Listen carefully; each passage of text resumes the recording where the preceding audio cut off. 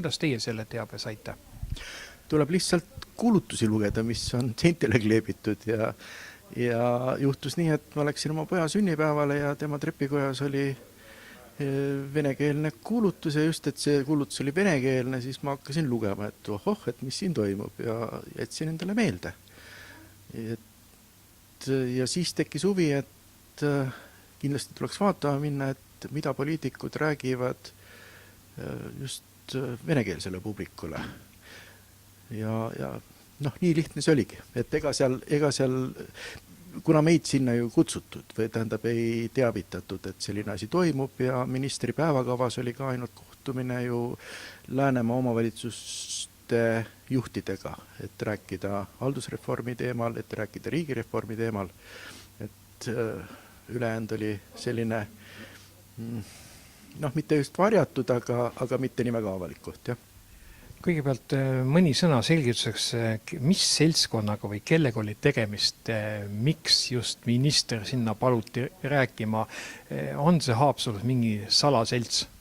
Ei ole salaselts, see on mittetulundusühing Haapsalu veteranide komitee, kus on vist umbes 150 või 140 inimest ja mille suurimaks ettevõtmiseks aasta jooksul on suure Isamaasõja lõpu tähistamine 9. mail ja siis on sellised väiksemad koosolekud ja asjad ja antud üritus, nagu ma asjast aru sain, oli lihtsalt komitee initsiatiivil, et kutsuda kohale mõni poliitik, kes mõni tähtis Tallinna poliitik, kes räägiks neile olukorrast. Ja olukord oli väga mitmekesine, sest nagu me nüüd läbi pressi saime teada, siin arutati alates nende ruumide küsimusest kui ka lõpuks ka vähem tähtsamaid küsimusi, aga kuidas ikkagi see jutt sinna NATO kanti tüüris? Eks ta ikka raha pealt läks, et pensionärid kurtsid, et pensionid on väikesed, minister rahustas nad maha, ütles, et me ju tõstsime teil 5%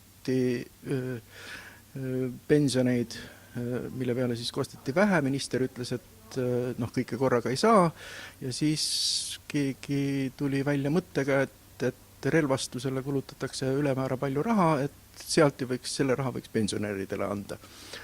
Ja siis minister ütles, et me kuulume NATOsse ja NATO nõue on, et me peame sinna raha andma ja üritati seda teemat jätkata.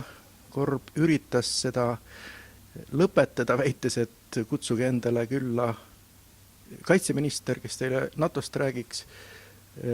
Rahvas ei rahunenud, pressis peale ja minister läks libedale. No ja NATO nagu vastumeelsus või kuidas see lause täpselt tema suus kõlas? Ta alustas kõhklevalt nagu mina praegu ja siis ta nagu mõtles ja ütles, et ja nüüd ma ütlen teile midagi sellist, mis eestlastele väga ei meeldi, et Janis Staronik NATO. Tähendab, mida võib ilmselt tõlgendada mitmeti. Mina tõlgendasin seda, et ta ei poolda NATOt ja lisas kohe juurde, et talle meeldib Soome variant, et Soome ei puutu NATOsse ja kaitseb ennast ise.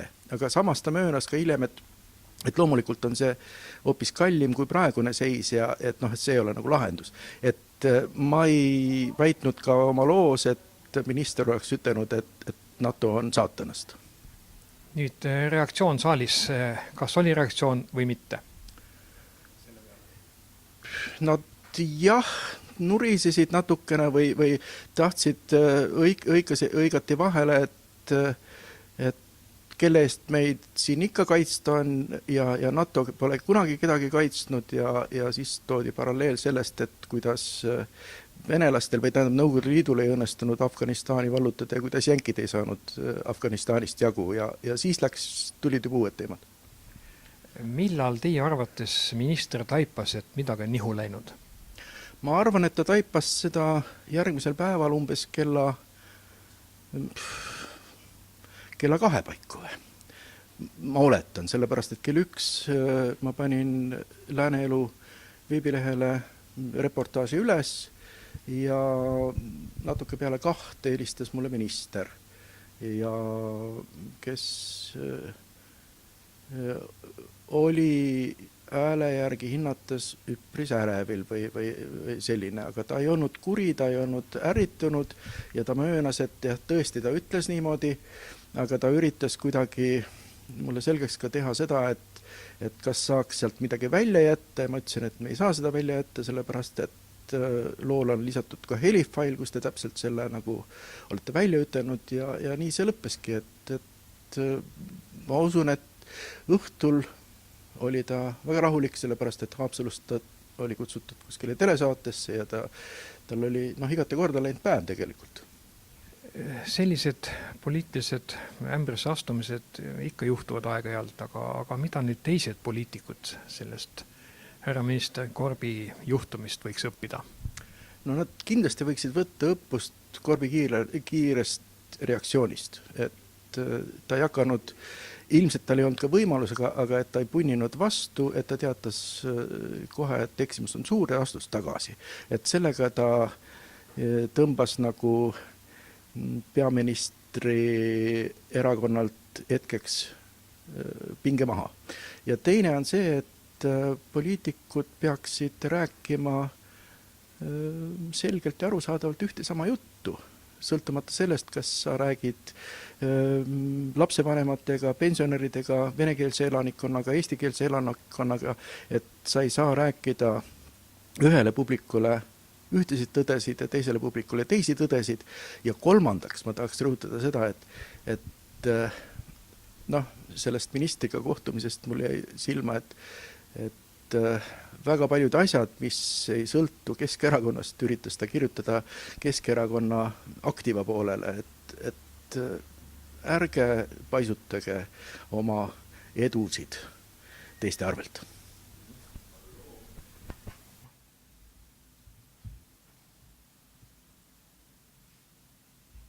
Tema ongi selline kõikvõimas, et ma saangi teid aidata ja ma peangi teid aitama.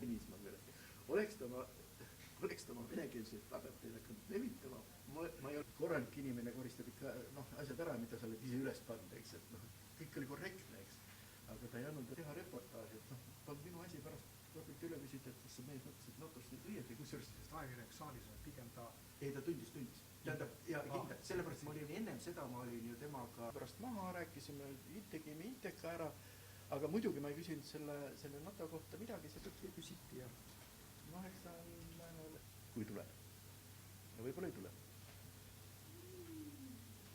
Tähtsad pidid kokku langema. Nii palju tähtsad pidid kokku langema. Täpselt see, et oleks täna olnud see kuradi päevase teema üle. Praegu tänat järgi targan ütled, et siit mida oleks olnud. Et siis oleks esmaspäevaks juba maha räägitud kõik need asjad. Et kõik oli nagu... See oleks valmis küpseks. Jah, tähtide seis. Konteeri see sisse. Jah.